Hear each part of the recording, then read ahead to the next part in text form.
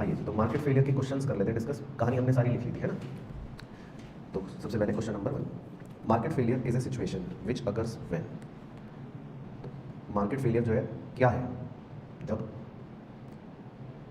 क्या बताया था मार्केट फेलियर किसे कहते हैं? जब हम प्राइवेट गुड्स सफिशिएंटली नहीं बना रहे, पब्लिक गुड्स सफिशिएंटली नहीं बना रहे, या मार्केट फेल टू फॉर्म, या मार्केट रिसोर्स एफिशिएंटली यूज नहीं कर रहा। नहीं, बी और सी दोनों क्यों? बी तो मार्केट फेलियर नहीं होता। मार्केट फेलियर में तो क्या ही लिखा है, मार्केट का फेलियर का मतलब क्या है कि मार्केट रिसोर्सेज को एफिशिएंटली यूज नहीं करना, that is market failure.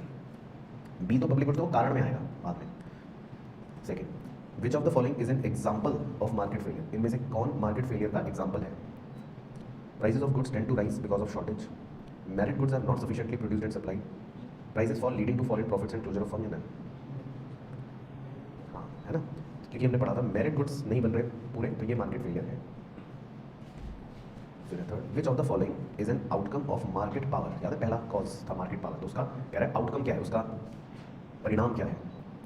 Makes price equal to marginal cost and produce a positive external benefit on others, can cause market to be efficient due to reduction in cost, makes the firm price maker and restrict output so as to make allocation inefficient।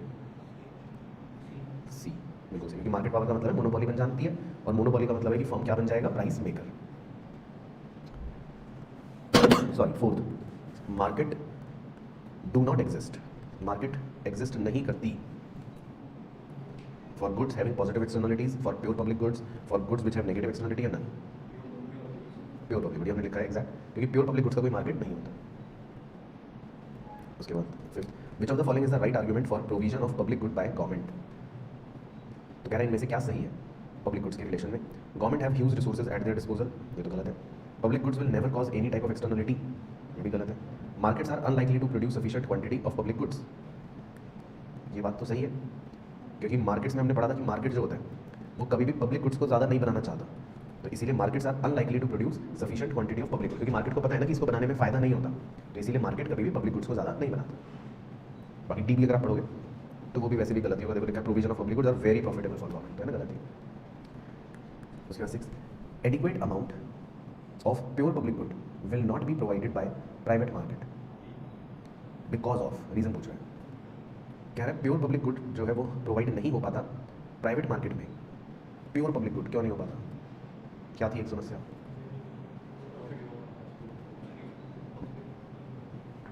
नहीं, लेकिन हमने क्या लिखा है और हमने क्या पढ़ा है? फ्री राइडिंग प्रॉब्लम, है ना।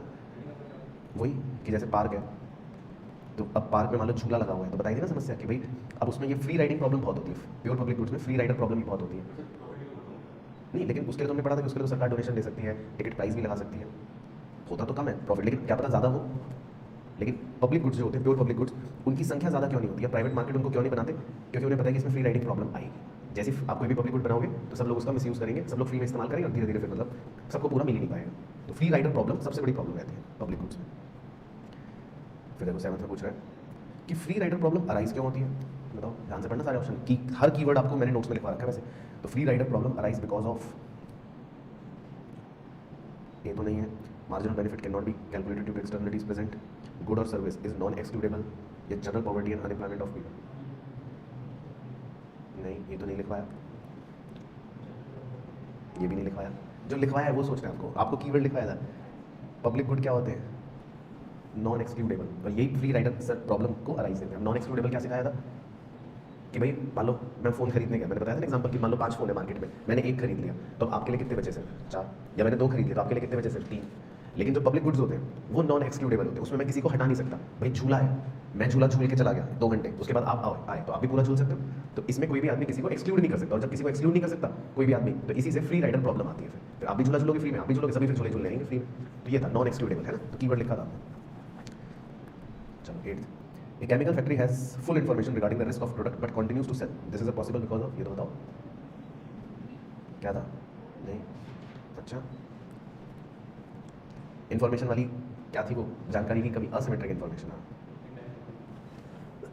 सॉरी, कि आपके पास जानकारी तो है लेकिन वो फिर भी बेचती है ना, तो इसको बोलते थे ना कि एक आदमी को ज़्यादा जानकारी होती है, बायर को कम, तो इस चीज़ को बोलते हैं असिमेट्रिक इन्फॉर्मेशन। उसके बाद 9th, If individual tends to drive his car dangerously high speed because he has a comprehensive insurance cover, ये एग्जांपल दिया था कि आपने अपनी गाड़ी का इंश्योरेंस करवाया, अब उसके बाद आप अंधाधुंध गाड़ी चला रहे हो, रैश ड्राइविंग, आपको पता है ठोक दी भी गई तो इंश्योरेंस है, हाँ ये है मॉरल हैजार्ड, है ना, उसमें एग्जांपल दिया था, राइट, समझ गए। तो इसीलिए हर एग्जांपल कीवर्ड के साथ याद रखना है। Smoking in public is a case of, ये भी बताया था, हाँ नेगेटिव कंजम्पशन एक्सटर्नलिटी, क्योंकि आप कुछ कंज्यूम कर रहे हो धुआं जो आपको नुकसान दे रहा है। रीड द फॉलोइंग स्टेटमेंट्स, ठीक है, तो आपको बस आप ट्रू बताते रहना पढ़ के। तो फर्स्ट में लिखा है the market based approach to control externalities operate through price mechanism, सही है या गलत?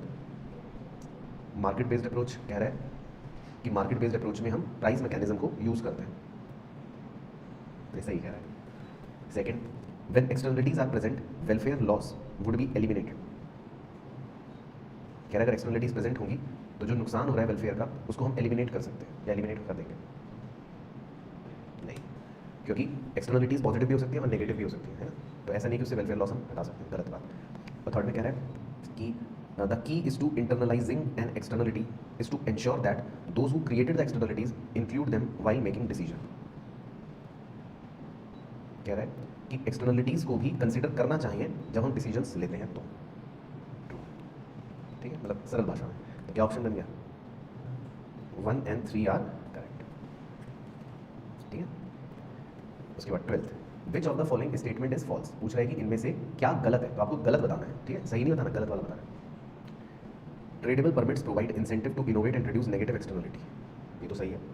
Subsidy on good which has substantial positive externality would reduce its cost and consequently its price would be lower, ये भी सही है, सब्सिडी से cost कम हो जाएगी, प्राइस कम हो जाएगी। सी है substantial negative externalities are involved in consumption of merit good, और D merit goods are likely to be under produced and under consumed through the market mechanism, ये भी सही है। तो सी ही गलत है, और वैसे भी शक्ल से गलत है, क्योंकि कह रहा है कि जब आप नेगेटिव इंटरनल एक्सटर्नलिटीज इन्वॉल्व होंगी मेरिट गुड्स के कंजम्पशन, बल्कि मेरिट गुड्स तो कौन से होते हैं जो आपको बताते हैं जो आपकी सेहत के लिए अच्छे होते हैं, तो उनसे तो बल्कि नेगेटिव एक्सटर्नलिटी नहीं होगी, तो यही गलत है आपका। 13, which one of the following would you suggest for reducing negative externality, ये बताओ किस काम से नेगेटिव एक्सटर्नलिटी कम हो जाएगी? याद आ गया कीवर्ड, मतलब एसी पिक्यू के ऊपर देना पिक्यूएन टैक्सेस लगाना है ना, कि पॉल्यूशन फैलाओगे तो टैक्स लगेगा, याद आ गई कहानी ना, एसी पिक्यू का पिक्यूएन टैक्सेस। 14th, एक पिक्यूएन सब्सिडी, अब कह रहा है पिक्यूएन सब्सिडी बताओ क्या, लगाओ दिमाग। Can not be present when externalities are present, is a good solution for negative externality as the price will increase, is not measurable in terms of money and therefore not practicable, D may help the production to be socially optimal when positive externalities are present. नहीं, लेकिन negative externalities का good solution जो है ना वो था वो पिक्यूएन taxes, tax लगाने से क्या होगा कि नेगेटिव एक्सटर्नलिटी कंट्रोल होगी और प्राइस बढ़ेगा, लेकिन यहाँ पर वो कह रहा है पिक्यूएन सब्सिडी देने से क्या होगा। अब इसका उल्टा बनाने की कोशिश करो, अब सब्सिडी देंगे तो क्या होगा, इससे प्रोडक्शन जो है वो ज़्यादा बेहतर हो जाएगा और पॉजिटिव एक्सटर्नलिटीज बढ़ेगी, ठीक है। तो पिक्यूएन सब्सिडी से क्या होगी, पॉजिटिव एक्सटर्नलिटी को बढ़ावा मिलेगा और प्रोडक्शन ऑप्टिमल हो जाएगा, अच्छा हो जाएगा। उसके बाद 15th, if government make it compulsory to avail insurance production, sir ये मैंने एग्जांपल दिया था, सरकार ने इंश्योरेंस कंपलसरी कर रखा है आपको, तो बिकॉज बताओ रीजन, इंश्योरेंस कौन सा गुड था, हाँ ये एग्जांपल मैंने पा रखा है, क्योंकि ये क्या है, एक मेरिट गुड है, सरकार चाहती है कि भाई आप इंश्योरेंस लीजिए, तो मेरिट गुड क्या था जो सरकार आपको चाहती है, आपकी सेहत के लिए अच्छा है, आपकी मतलब सुरक्षा के लिए जरूरी है। उसके बाद 16, कॉम्पिटिशन एक्ट 2002 एम्स टू, तो कॉम्पिटिशन एक्ट के बारे में आपको बताया था कि कॉम्पिटिशन एक्ट 2002 जो था वो किस लिए आया था मेनली, उसके लिए तो पहले था MRTP एक्ट, हिंट दे रहा हूँ चलो, कॉम्पिटिशन एक्ट लगाओ दिमाग,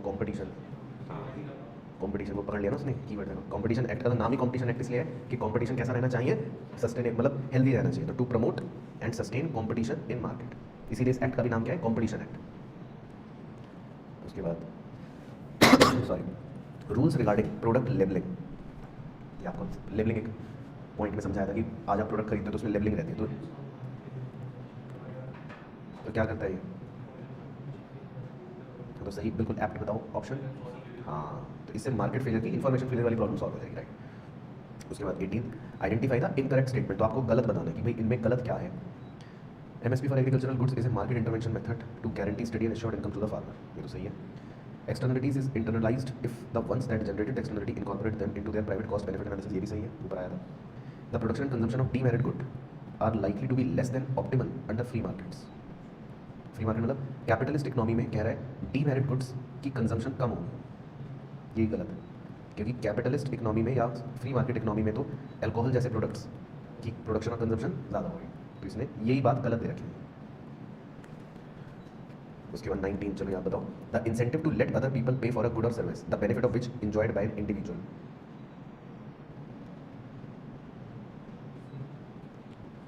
फ्री राइडिंग, इसी को फ्री राइडिंग कहते हैं बिल्कुल एक सेंस में, कि भाई बेनिफिट्स जो है वो कोई इंजॉय कर रहा है और इंसेंटिव जो है वो मान लो कोई और पे भी कर रहा है, तो इसको बोल सकते हैं केस ऑफ फ्री राइडिंग। उसके बाद 20, एक गवर्नमेंट सब्सिडी।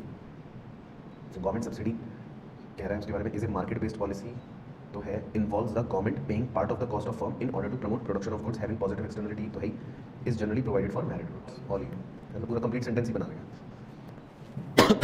उसके बाद 21, the production and consumption of demerit good are likely to be more than optimal under free market. हाँ ये तो है ही, पढ़ाई था भी, less than optimal under free market तो नहीं, likely to be subjected to price intervention by government, A and C है ना, क्योंकि डीमेरिट गुड्स में सरकार भी इंटरफेयर करती है और उसमें वो फ्री मार्केट्स के अंदर बनाते भी ज़्यादा है, तो ए भी बात सही है और सी भी बात सही है। उसके बाद 22, argument for education subsidy is based on, ये शायद हमने डिस्कस करा था आपके साथ, एजुकेशन पर सब्सिडीज देती है सरकार, is based on education is costly, ये तो नहीं, the ground that education is a merit good, हाँ, और एजुकेशन क्रिएट्स पॉजिटिव एक्सटर्नलिटी, तो इसीलिए सरकार एजुकेशन पर सब्सिडी देती है, तो मतलब इसमें भी बी और सी दोनों बातें सही। उसके बाद 23 में तो आपको करेक्ट बताना है, तो आप मुझे बताते रहो ट्रू कौन सा है। Social cost are the total cost incurred by society when a good is consumed or produced. True, क्योंकि सोशल कॉस्ट का मतलब ये लिखवा रखा है कि सोशल कॉस्ट का मतलब है कि समाज को क्या कॉस्ट बियर करनी पड़ेगी, और इसका फॉर्मूला भी था वैसे private cost plus total negative externality. अच्छा, सेकंड लिखा है the external cost are not included in firms income statement or consumers decision. External cost मतलब वही ये नेगेटिव एक्सटर्नलिटी वाली, तो कह रहा है उसको हम इंक्लूड नहीं करते इनकम स्टेटमेंट्स में, ट्रू है ना, नहीं करते क्योंकि नेगेटिव एक्सटर्नलिटीज को हम कॉस्ट में निकाल नहीं सकते। फिर third, each firms cost which is considered for determining output would only be private cost और direct cost of production which does not include external cost. कह रहे हैं हर फर्म की जो कॉस्ट है उसमें हम सिर्फ वही प्राइवेट कॉस्ट या डायरेक्ट कॉस्ट ऑफ प्रोडक्शन ही लेंगे, एक्सटर्नल कॉस्ट इंक्लूड नहीं करेंगे। ट्रू, ये भी अभी सेम ही बात है दोनों में से, ट्रू। और फोर्थ में production and consumption decisions are efficient only when private costs are considered. ये फॉल्स है, क्योंकि डिसीजन के लिए हमें हमेशा कौन सी कॉस्ट लेनी चाहिए, मतलब प्राइवेट कॉस्ट भी और एक्सटर्नल कॉस्ट भी, तो ये फॉल्स है। तो कौन सा ऑप्शन हो गया, 1 2 3 आर करेक्ट। उसके बाद last question 24, government failure occurs, तो ये तो आप बता सकते हो गवर्नमेंट फेलियर क्यों अकर हो रहा है। Government fails to implement its election promises, नहीं। Government is unable to get reelected, ये भी नहीं। Government intervention is ineffective and produces fresh and more serious problem, ये लिखवाया था, लाइन लिखवाया था है ना, कि गवर्नमेंट फेलियर कभी कभी क्यों भी हो जाता है, माना जाता है कि गवर्नमेंट इंटरफेरेंस जो कर रही है वो इनफेक्टिव है और उससे उल्टा और प्रॉब्लम्स क्रिएट हो रहे हैं। ये सेम सेंटेंस आपको लिखवाया है, ठीक है, तो क्लियर हो गई। चलो, लेकिन आप एक बार इनको ना दोबारा घर जाके भी रिवाइज करना, नोट से पढ़ के फिर दोबारा ट्राई करना, ठीक है। अच्छा, तो बस यही करना है इसमें तो क्वेश्चन का।